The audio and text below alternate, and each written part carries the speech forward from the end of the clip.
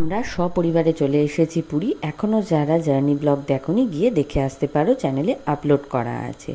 একদিনেই স্নান করে মুখগুলো সব পোড়ামুখ বাঁদরের মতো হয়ে গেছে।